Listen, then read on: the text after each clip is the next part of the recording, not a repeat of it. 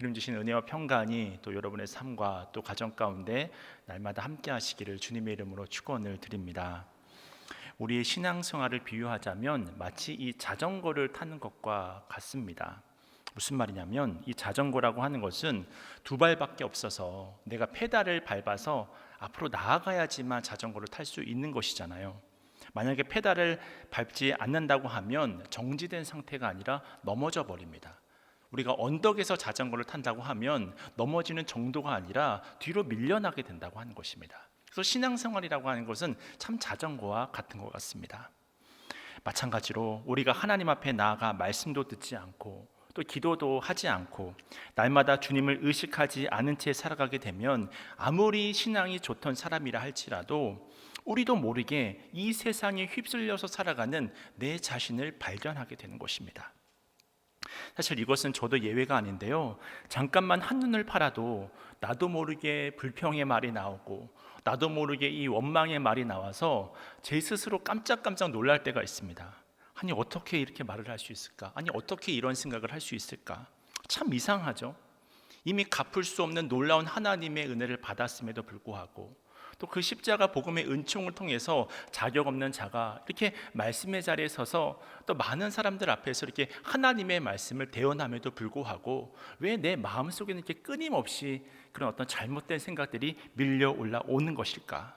그것은 바로 우리 안에서 끊임없는 영적인 전투가 계속해서 벌어지고 있기 때문이라는 사실을 우리가 이 사실만 봐도 확인할 수 있는 것입니다. 그런 의미에서 성경은 우리가 이 땅에서 경험하는 이 여러 가지 시험들에 대해서 이렇게 설명을 합니다.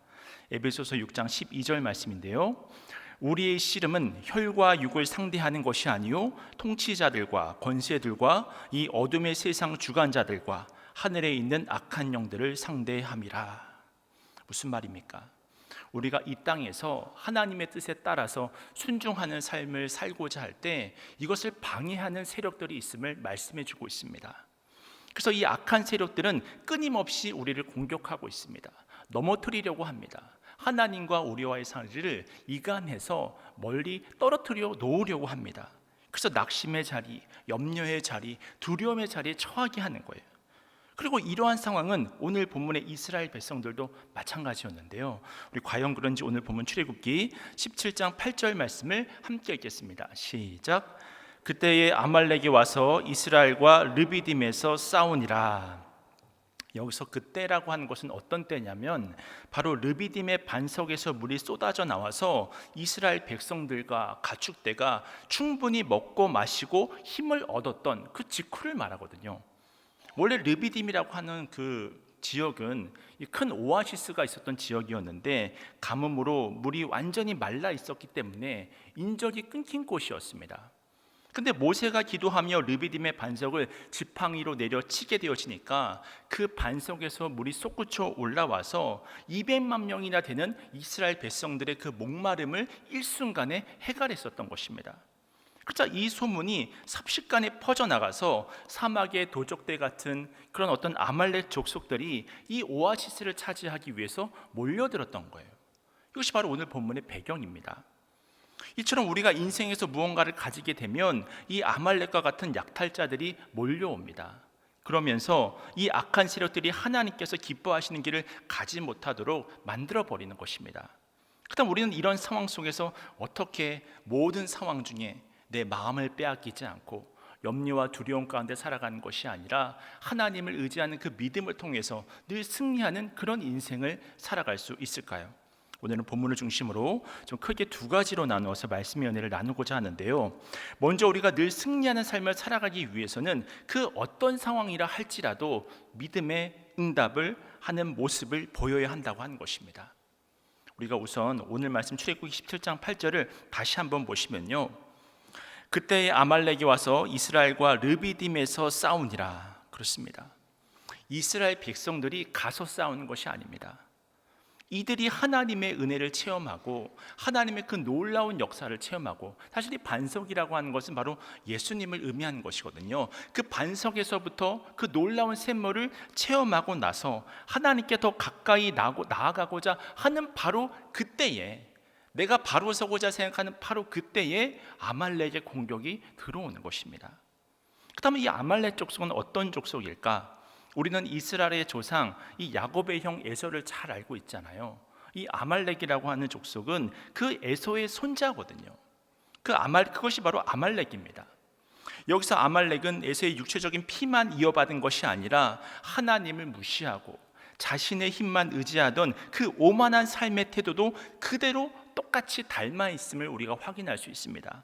그래서 이들은 자기들이 정상적으로 농업을 하고 또 정착을 하고 장사를 해서 살아가기보다는 자기보다 약한 어떤 족속을 침략해서 약탈해서 생계를 유지했었던 그런 족속이었습니다.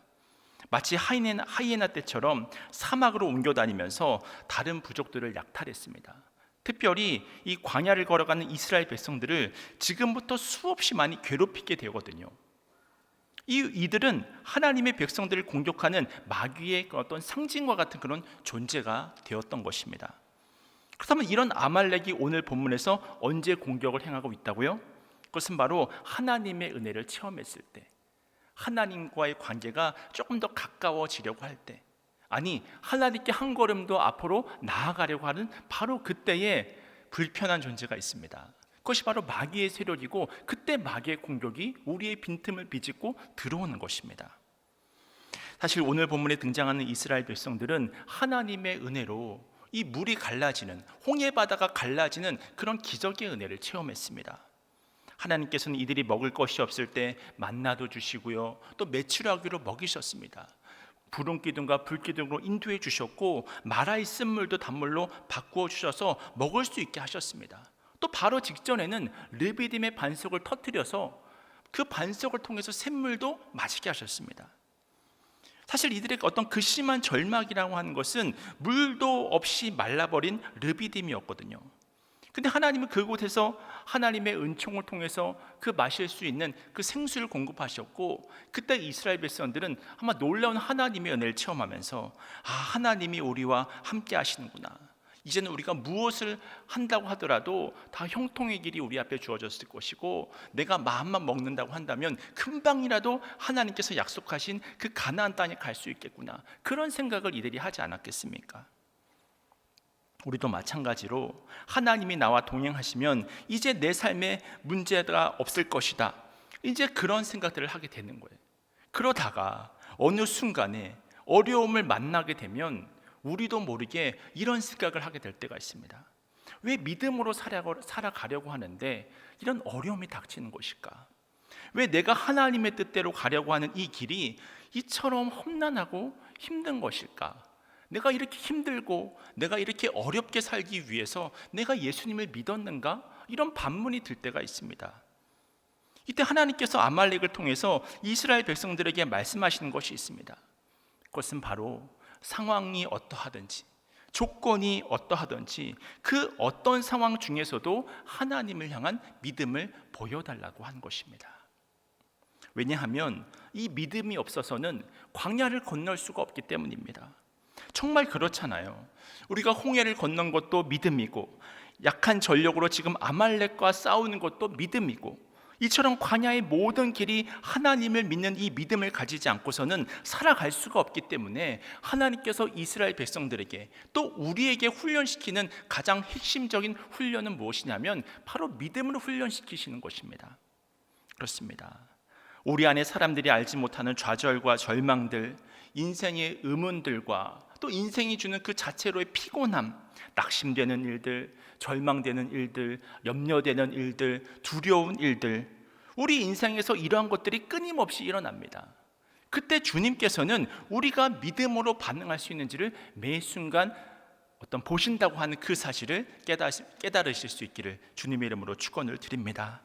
앞서 말씀드렸다시피, 왜냐하면 광야 같은 이 인생길은 믿음이 아니고서는 단 한 걸음도 앞으로 나아갈 수가 없기 때문입니다.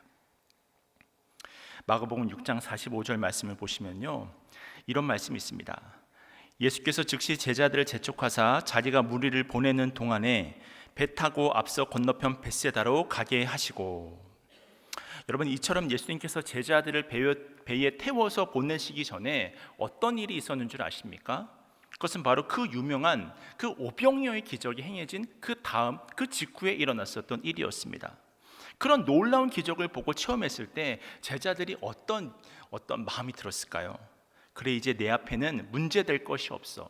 주님 곁에만 있으면, 주님이 인도하시는 그 길만 따라간다고 한다면 이제는 내 앞에 꽃길만 주어질 거야.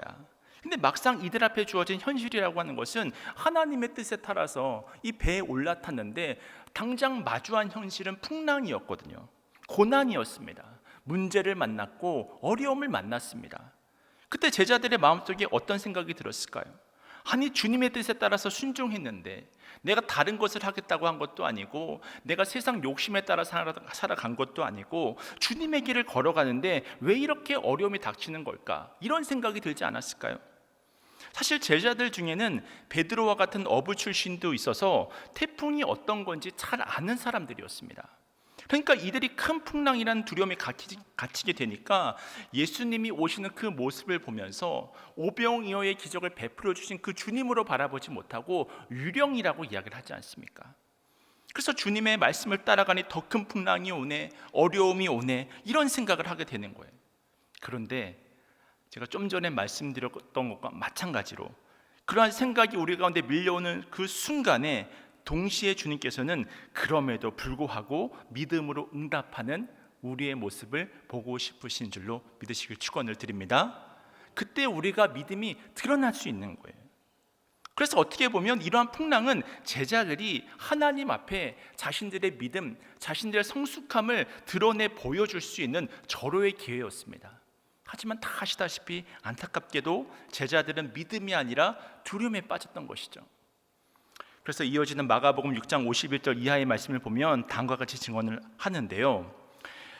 배에 올라 그들에게 가시니 바람이 그치는지라 제자들이 마음에 심히 놀라니 이는 그들이 그 떡 떼시던 일을 깨닫지 못하고 도리어 그 마음이 둔하여 졌음이러라.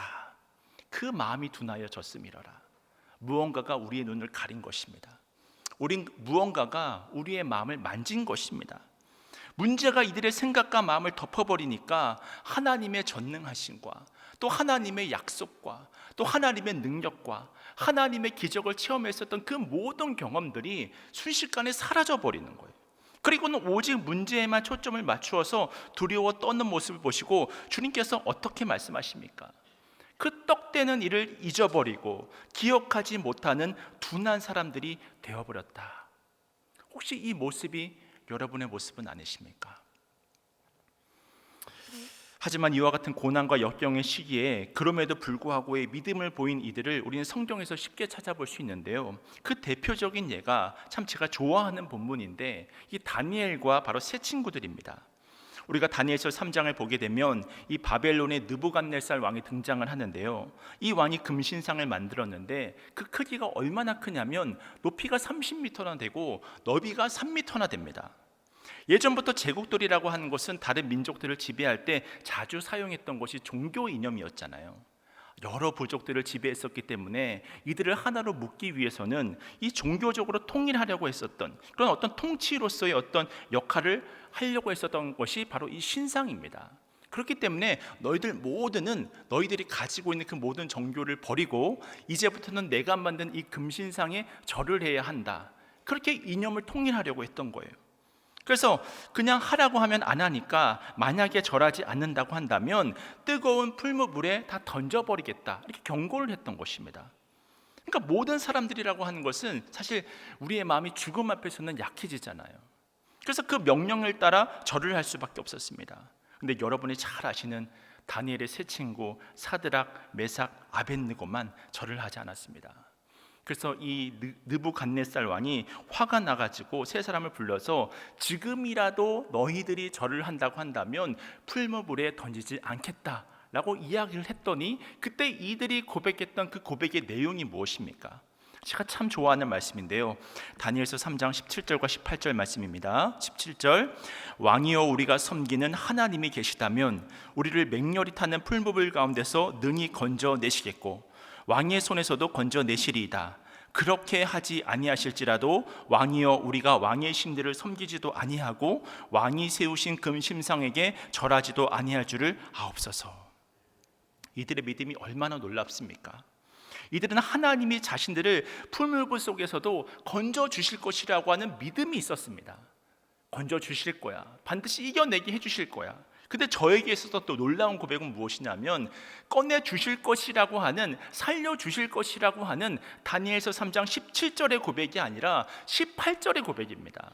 저는 여기에 더 믿음이 많이 담겨 있다고 생각합니다. 어떻게 시작을 하냐면 그렇게 하지 아니하실지라도, 그렇게 하지 아니하실지라도. 사실 우리가 왜 날마다 절망합니까? 내 인생이 내 마음대로 안 되기 때문이잖아요. 살려주실 것 같은데 죽을 것 같은 거예요. 그때 우리가 믿음의 시험이 들지 않습니까? 근데 이들의 고백은 무엇이냐면 지금 자신들의 죽음이 눈앞에 있습니다. 죽는다고 하는 것은 이제 다시는 선택의 기회가 두 번 다시 주어지지 않는다고 하는 것을 의미합니다. 하지만 설령 그렇게 된다 하더라도 자신들은 하나님의 뜻을 저버릴 수 없다고 말하는 거예요. 그리고 결국 자신들의 바램과 달리 실제로 목숨을 잃는다고 하더라도 괜찮다, 그럼에도 불구하고 괜찮다, 그런 믿음의 고백을 하고 있습니다. 왜냐하면 하나님께서 항상 자신들을 가장 좋은 길로 인도하실 것이라고 하는 어떤 믿음의 확신이 있었기 때문입니다. 그렇습니다. 하나님은 항상 우리를 가장 선하고 최선의 길로 인도하시는 좋으신 하나님이 되신다는 사실을 믿으시길 축원합니다. 그러니까 중요한 것은 무엇이냐면 우리는 어떤 어려운 환경에 처해 있다고 할지라도 주님을 바라봐야 합니다. 그러면 하나님께서 다시금 일어날 수 있는 힘을 주시는 거예요. 사실 잘 생각해 보면 우리의 삶이라고 하는 것은 이미 99%는 하나님의 은혜 가운데 다 승리한 것들이거든요. 근데 항상 우리의 마음을 아프게 하고 좌절케 하는 것은 1%의 문제인데, 그 1%의 문제라고 할지라도 대부분의 문제, 모든 문제는 아니라 할지라도 정말 또 그 부분에서 또 99%의 문제들은 한 6개월이 지나면, 또 1년이 지나면 그런 일이 있었나? 그런 문제들 때문에 매 순간 고민하고 씨름하고 두려워하는 것이 바로 우리들의 모습이라고 하는 것입니다. 여러분, 절대로 환경을 바라보시면 안 됩니다. 주님을 바라보셔야 합니다. 그러면 하나님께서 여러분의 삶을 하나님의 수준으로 끌어올려 주십니다. 다윗이 골리앗을 쓰러뜨렸던 것처럼, 베드로가 무리를 걸었던 것처럼 우리가 주님을 바라볼 때 하나님의 능력이 우리의 능력이 되는 줄로 믿습니다. 이것이 바로 오늘 본문이 주고 있는 첫 번째 메시지였고요. 두 번째로 우리가 영적 전쟁에서 날마다 승리하는 삶을 살아가기 위해 중요한 것은 무엇일까? 그것은 바로 기도의 손을 높이 들어야 한다고 하는 것입니다. 사실 우리가 신앙생활 하는 데 있어서 기도하는 것은 매우 중요한 일입니다. 왜냐하면 그 시간은 단순히 내 마음의 소원을 넋두리하듯 내뱉는 시간이 아니고 천지를 창조하셨고 온 만물을 주관하시는, 다스리시는 그 하나님과 독대하는 시간이기 때문에 너무나 소중한 시간입니다. 그 전능하신 하나님께서 나의 그 모든 기도를 다 듣고 계십니다. 들으실 뿐만 아니라 나의 그 어떤 읊조리는 기도라 할지라도 다 기억하셨다가 하나님의 때에 하나님의 방법으로 반드시 응답하시는 좋으신 하나님이 되시는 줄로 믿습니다. 그러니까 우리가 이 기도의 열쇠를 가지고 있다고 하는 것은 얼마나 중요한 특권입니까? 그러나 이러한 사실을 모르는 사람에게 있어서는 기도하는 시간처럼 어리석은 시간은 없는 거예요. 이렇게 주일 저녁 예배까지 나오실 정도의 신앙이면 기도가 중요하다고 하는 사실을 모르는 사람이 누가 있겠습니까? 그럼에도 불구하고 우리는 기도하는데 많은 장애물이 있습니다. 너무 바빠서 기도를 못한다고 합니다. 잘 몰라서 기도를 못한다고 합니다. 기도에 대한 확신이 없어서 못하시는 분들도 있고, 힘이 들어서 못하시는 분도 있고, 어떤 분들은 내가 어떻게 기도해야 할지를 모르기 때문에 기도를 못하시는 분도 있다고 합니다. 하지만 그 어떤 경우라 할지라도 우리는 반드시 기도해야 합니다. 바쁘기 때문에 기도해야 되고, 피곤하기 때문에 더 기도해야 되고, 힘들면 힘들수록, 죽을 것 같으면 죽을 것 같기 때문에 더 기도해야 되고, 내 앞에 문제가 크면 클수록 더욱더 주님 앞에 나아가서 무릎 꿇고 기도하는 것이 바로 지혜로운 성도의 모습인 줄로 깨달으시길 축원합니다. 왜냐하면 기도만이 내가 살 수 있는 유일한 길이 있기 때문입니다.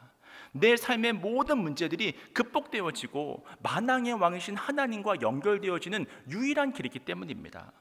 그래서 예수님도 제자들을 훈련시키실 때 가장 중요하게 보셨던 것 중에 하나가 무엇이었냐면 기도였잖아요. 항상 깨어서 기도해야 한다고 하는 것입니다. 그래서 기도하지 않는 제자들을 보면서 벼락과 같이 꾸짖으셨잖아요. 왜냐하면 제자들의 미래를 다 보는데 기도하지 않고서는 그 모든 환난과 역경을 버텨내고 이길 수 없다는 그 사실을 잘 알고 있었기 때문에 그렇게 제자들을 꾸짖으시는 거예요. 왜냐하면 육신의 몸으로 영원히 그들과 같이 있을 수 없으니까. 그래서 꾸짖으셨던 것입니다. 그런 의미에서 오늘 본문도 보면 모세가 여호수아에게 싸움터에 나가라고 하면서 자신은 하나님의 지팡이를 들고 산 꼭대기로 올라가거든요. 과연 그런지 오늘 본문 출애굽기 17장 9절 말씀인데 우리 17장 9절 말씀 함께 읽겠습니다. 시작. 모세가 여호수아에게 이르되 우리를 위하여 사람들을 택하여 나가서 아말렉과 싸우라. 내일 내가 하나님의 지팡이를 손에 잡고 산 꼭대기에 서리라. 여러분, 모세가 지금 올라간 산 꼭대기가 어떤 곳이냐면 그 싸움의 전황이 훤히 내려다 보이는 곳입니다. 아주 가장 높은 꼭대기에 올라갔습니다. 이처럼 모세는 여호수아를 전투에 내보내고는 자신은 무엇을 하러 올라갔냐면 기도하러 올라갔습니다. 왜냐하면 많은 사람들은 여호수아의 그 칼끝을 주목할지 모르지만 하나님은 무엇을 주목하시기 때문에 바로 기도의 손, 기도의 지팡이를 주목하시기 때문이었습니다.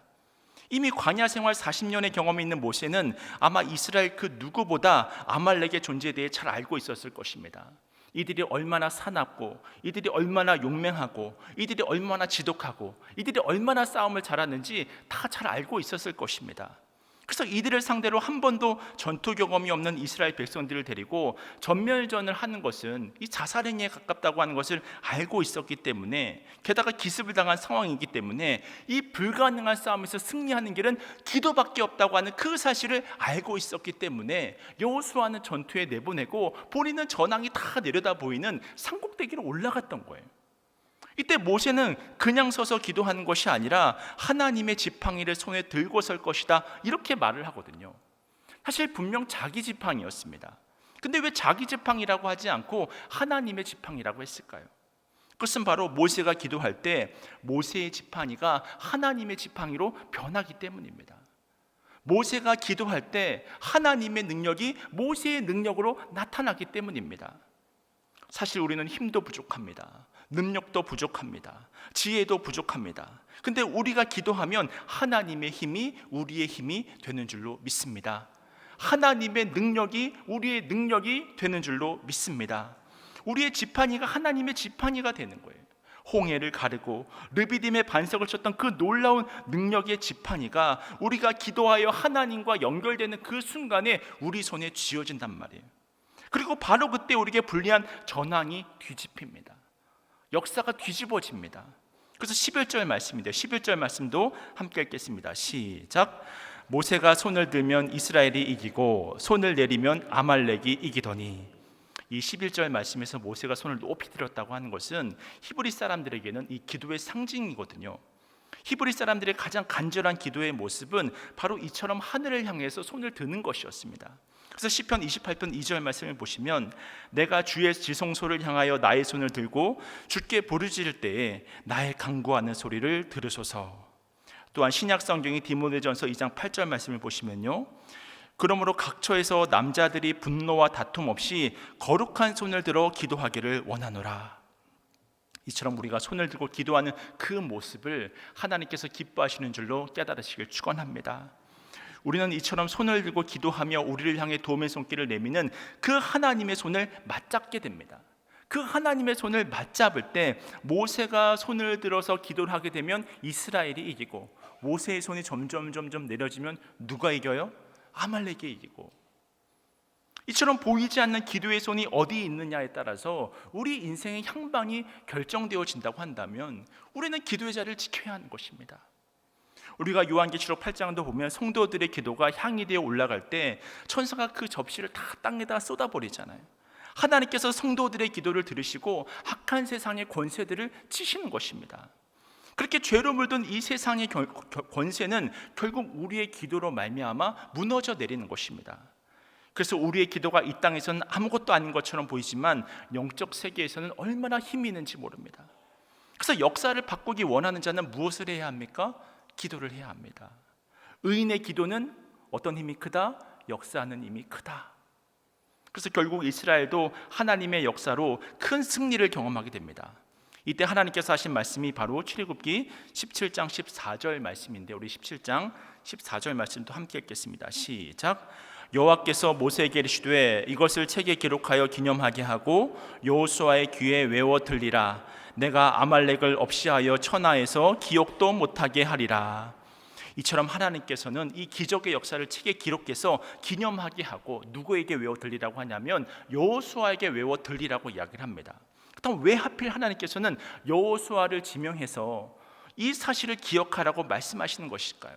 그것은 바로 모세의 후계자가 여호수아이기 때문입니다. 앞으로 여호수아가 이끌어 가야 할 그 수많은 전복 전쟁은 자신들의 칼로, 자신들의 무기로 싸워서 이기는 것이 아니라 하나님의 말씀에 순종하고 또 기도함을 통해서 하나님의 그 능력을 덧입어서 순종할 때 주어지는 승리라고 하는 것을 하나님께서 지금 알려주고자 하시는 것입니다. 그래서 사무엘은 내가 너희를 위하여 기도하기 쉬는 죄를 결단코 범하지 않을 것이라고 말하잖아요. 왜냐하면 우리가 기도를 멈추는 순간 하나님을 향한 우리의 기도의 팔이 내려오는 바로 그 순간 우리의 자녀들은, 이 나라와 이 민족은, 또 우리 교회는 아말렉과 같은 마귀의 공격에 그대로 무방비 상태로 노출될 수밖에 없기 때문입니다. 그러므로 우리는 이 시간 기도의 손을 높이 들고 하늘을 향해서 부르짖어야 할 줄로 믿습니다. 그때 우리에게 날마다 승리가 허락되고 있는 거예요.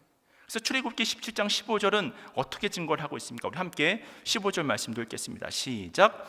모세가 제단을 쌓고 그 이름을 여호와 니시라 하고. 아멘. 여기서 여호와 니시는 여호와는 나의 깃발이다 라고 하는 뜻을 가지고 있는데요, 오늘 우리 교회, 우리 드림교회 풋살팀이 전국대회에서 우승해서 삼보 예배 때 깃발을 막 흔들었잖아요. 참 감격적인 순간이었습니다. 마찬가지로 이 여호와 니시는 단순히 나의 깃발이 아니라 하나님의 승리의 깃발을 흔들라고 하는 것입니다. 결국 우리가 이 광야와 같은 인생길에서 승리하는 길은 기도함을 통해서 내가 싸우는 것이 아니라, 내 지식을 가지고 싸우는 것이 아니라, 내가 가지고 있는 그 어떤 자원을 가지고 싸우는 것이 아니라 대신 싸워주시는 주님을 더욱 바라보는 것입니다. 나를 앞세우지 않고 하나님을 앞세울 때 우리에게 승리를 하나님께서 허락해 주시는 거예요. 그것이 바로 하나님의 은총이자 은혜입니다. 마지막으로 여러분도 잘 아시는 이 바둑기사 조은현 씨의 말을 인용하며 말씀을 마치고자 하는데요, 조은현 기사가 이런 말을 했습니다. 승리한 대국의 복귀는 이기는 습관을 만들고 이 패배한 대국의 복귀는 이기는 준비를 만들어준다. 참 멋진 말인데요, 저는 이 말을 오늘 본문의 다음과 같이 적용해 보고자 합니다.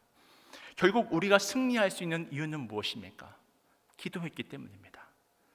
만약에 오늘 말씀에 따르면 우리가 혹시 패배한다고 한다면 그 패배의 이유는 무엇입니까? 기도하지 않았기 때문입니다. 이처럼 기도가 이기는 습관을 만들고 기도가 바로 이기는 준비를 만들어간다고 하는 사실을 여러분들이 깨달으시길 축원합니다. 그렇습니다. 우리의 힘으로 싸우려고 하면 안 됩니다. 과거에 야곱이 천사와 씨르함으로 에서를 이기고, 또 모세가 손을 들음을 통해서 아말렉을 이기고, 또 에스더와 백성들이 금식함을 통하여서 또 하만을 이긴 것처럼 우리가 기도의 손을 들면 우리의 그 모든 대적을 이길 수 있는 줄로 믿습니다. 이것이 바로 우리 인생이 승리할 수 있는 비결입니다. 바라기는 이 사실을 깨달아서 인생이 주는 여러 가지 위기 앞에, 여러 가지 큰 문제들 앞에 기도의 자리를 늘 지켜서 기도의 손을 높이 쳐들어서 늘 승리하는 삶을 살아가시는 여러분 모두가 되시기를 주님의 이름으로 축원을 드립니다.